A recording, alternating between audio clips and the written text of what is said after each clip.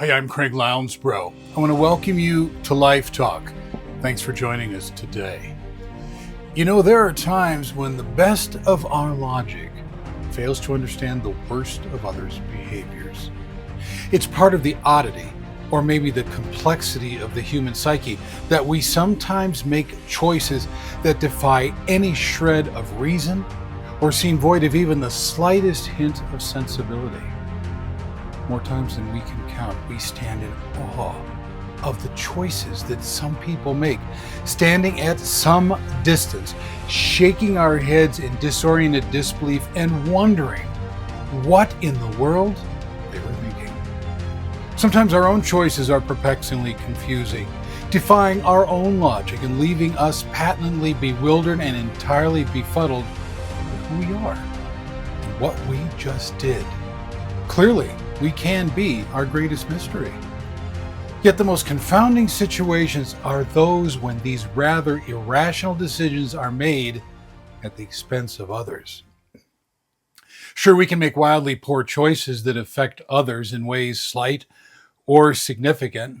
I suppose it's within our rights to chart spurious courses that descend to dark places, as long as the only person that ends up in those dark places with us is us. It would seem that we can shoot ourselves in the foot as long as it's our foot and no one else's. Yet far too frequently, we shoot a lot of other feet than our own. And so the pressing question in my mind becomes, why would we take someone else down with us?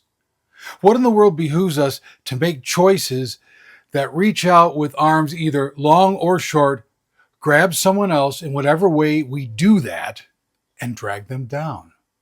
Why is it that we just can't leave others alone? What compels us to make choices that are certain to seize the course of the life of another and set their path on some dizzying descent?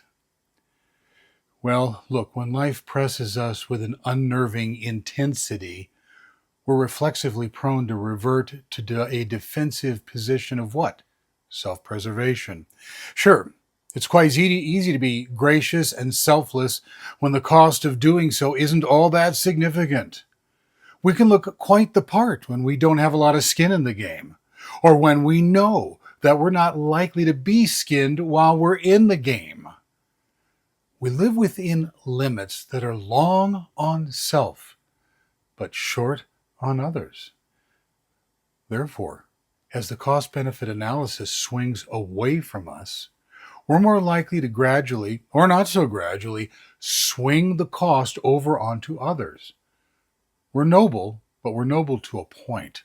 We're generous, but only to the degree that what we're getting sufficiently offsets what we're giving. We will extend ourselves in ways that appear magnanimous and often philanthropic as long as we don't have to extend ourselves beyond arm's reach of ourselves.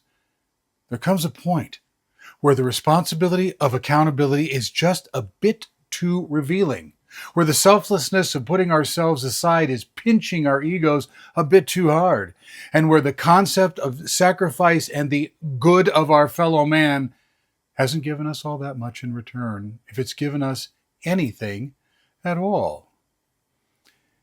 When the world around us doesn't reciprocate our simple acts of simply being a good person in the manner in which that we feel that it should, we become jaded and we take a darker turn into ourselves. When the world is perceived by us as greedy, when it seems that every action is driven by a covert agenda, and when the rampant selfishness appears wholly and unrepentant and entirely irreparable, we pull inward and we put up impenetrable walls.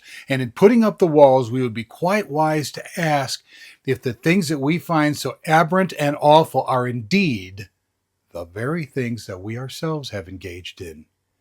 It may well be that our own greed is worse than those that we condemn, because we too often demand that we dictate what we give to those that are around us.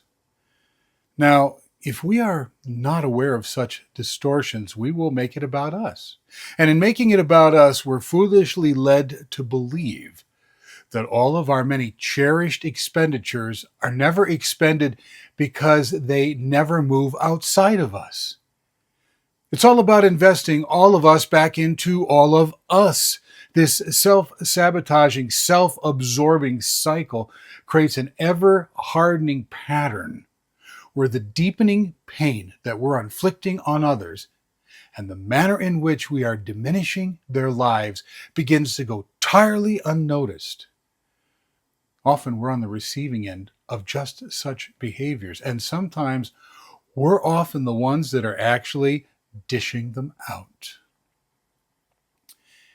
When we make it about us, someone, somewhere, is going to go down simply because the cost of being about us is a cost that will always extend itself beyond us.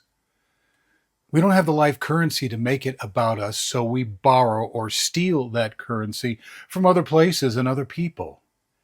And despite our frequent arguments to the contrary, we simply do not have the inherent capacity to generate everything that we need. However astounding we might perceive it to be, our capacity to be independently generate resources will perpetually fall short of the resources that, in fact, we actually need.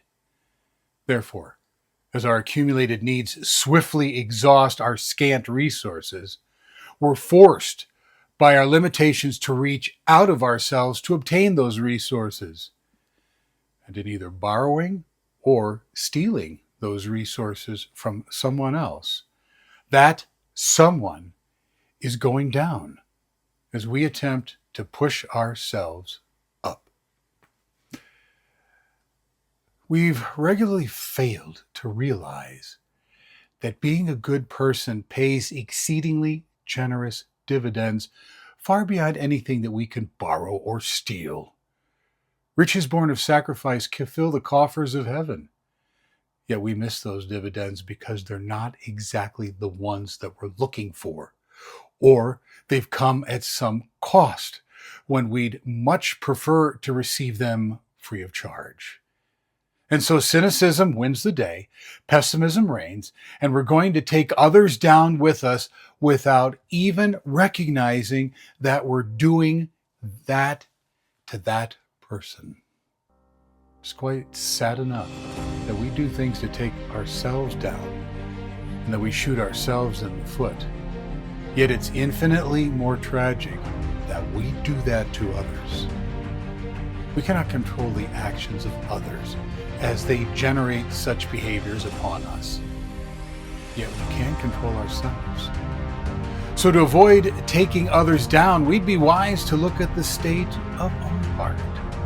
Take the temperature of our attitude and see if our soul is still breathing. Because we may find that they are all in some state that we'd prefer them not to be. Once we've inventoried them alive again, maybe we'll realize that to sacrifice is to fill the coffers of heaven, which will spill over into the vault of our own soul. I want to thank you for joining us on Life Talk today. You'll find Life Talk on most podcast platforms as well as YouTube. I would also encourage you to check out our daily posts on all of our social media sites, as well as our array of books on Amazon, Barnes & Noble, or wherever books are sold. Thanks for being here today. I look forward to seeing you next time. Where in the world am I? What in the world did I do to get here? And given the mess that I'm living in, is there any hope of getting out? There are answers to all of those questions.